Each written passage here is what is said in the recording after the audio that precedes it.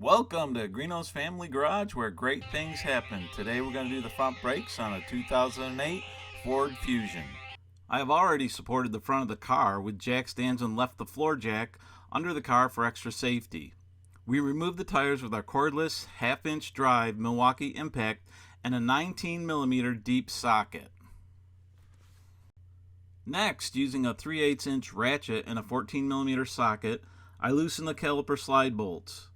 The caliper slide bolts are a bolt into a bolt. Notice how the bolt and the slide are spinning together and not loosening. I'll come back in a little bit and we'll fix that. To remove the bolt from the slide pin, I take an adjustable wrench, hold the slide pin, and loosen the caliper slide pin retaining bolt. I didn't have to put much pressure on the adjustable wrench as the bolt was somewhat loose already. I just needed to prevent it from slipping. With the caliper slide pin retaining bolts removed, we can now remove the brake caliper.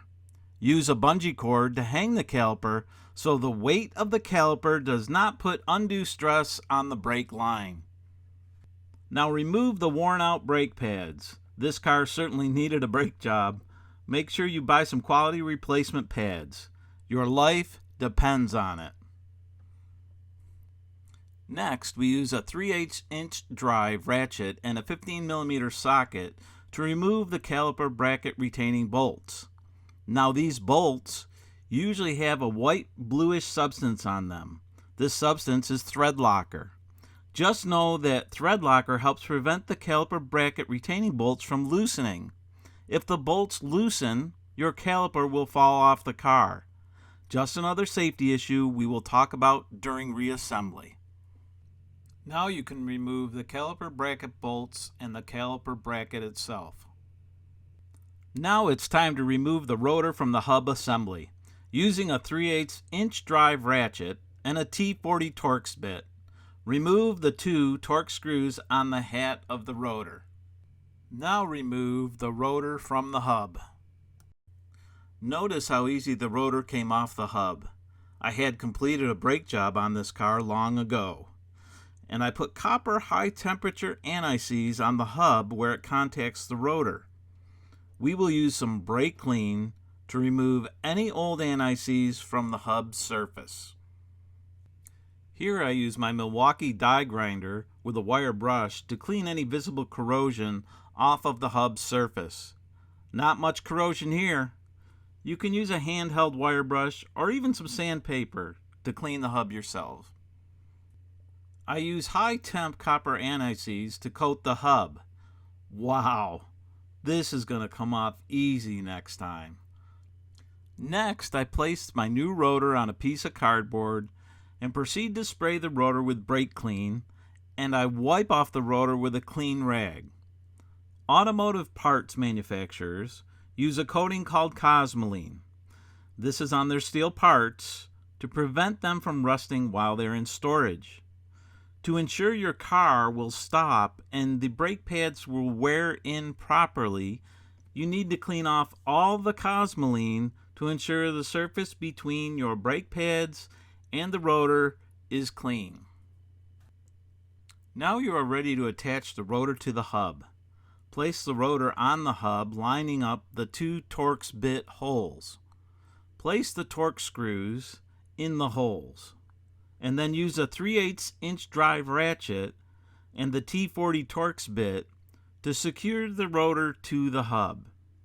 You don't need to tighten them too tight, just snug them up to hold the rotor on. Remove the slide pins from the caliper by pulling them out at the rubber boot. Make sure the rubber boots are in good shape. Rubber boots are usually a part of a brake parts kit for your car. Clean your slide pins. Use a clean rag and make sure you get all the old silicone paste off of the slide pins. Lubricate the slide pins with silicone paste and insert them into the caliper slide holes. Make sure that the rubber boots are properly seated on the pin boss and the pin to ensure water does not get into the caliper slides. This will This will ensure that your caliper slides nice and easy on the pins, ensuring that your brakes work properly. Here I had to use a pocket screwdriver to get the rubber boot over the pin boss.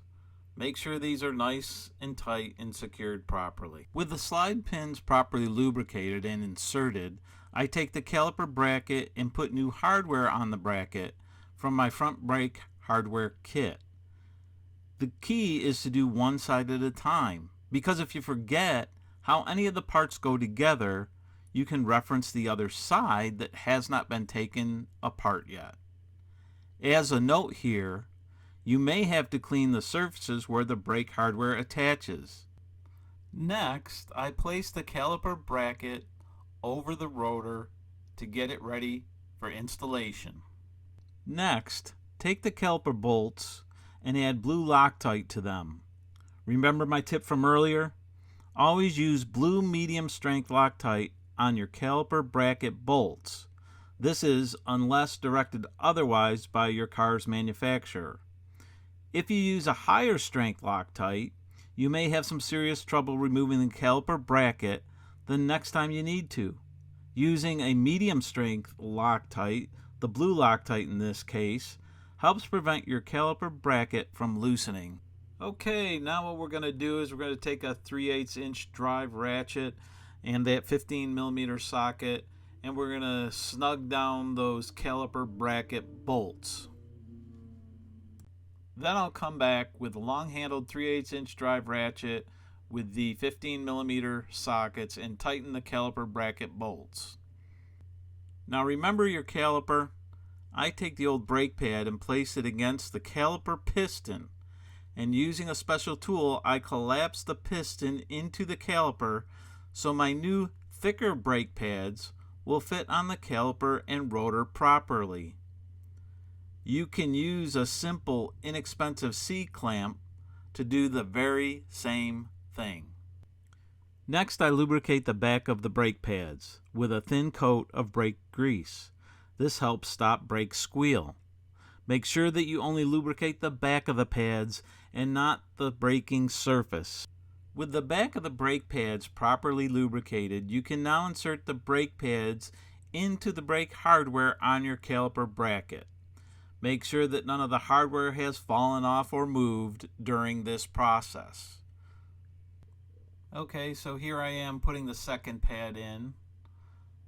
And what you'll want to notice here is in the other one, I used a small pocket type screwdriver just to separate the hardware there to get the pads to slide into the hardware. Now what you'll see me do is put the spring clips into the brake pads. These are a little challenging as they can force the brake pads out of the hardware. It did it on me and I had to redo this again.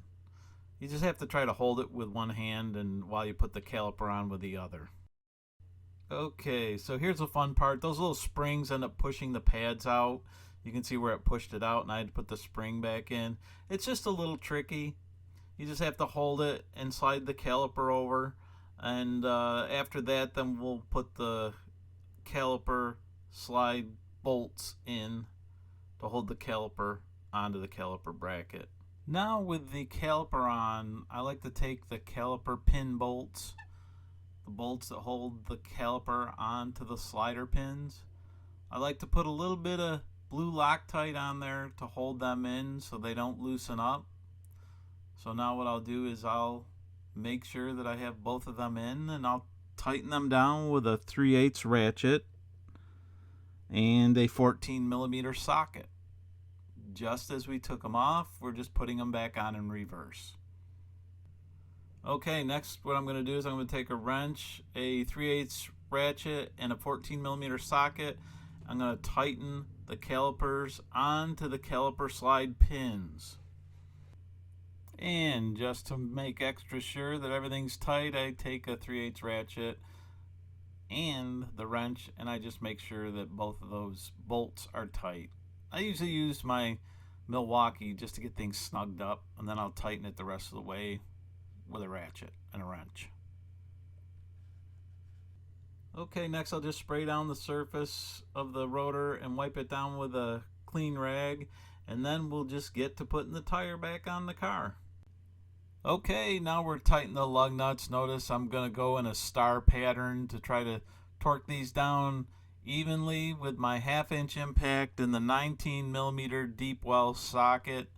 After I get this, I'm going to simply let the car off the jack and the jack stands. And yes, I did take the bungee cord out of there. You might have noticed in the film that I didn't take the bungee cord out. I didn't do it until the end, actually. But anyways, job well done. If you learned anything, please like and subscribe. Otherwise, it's Greeno. Peace out.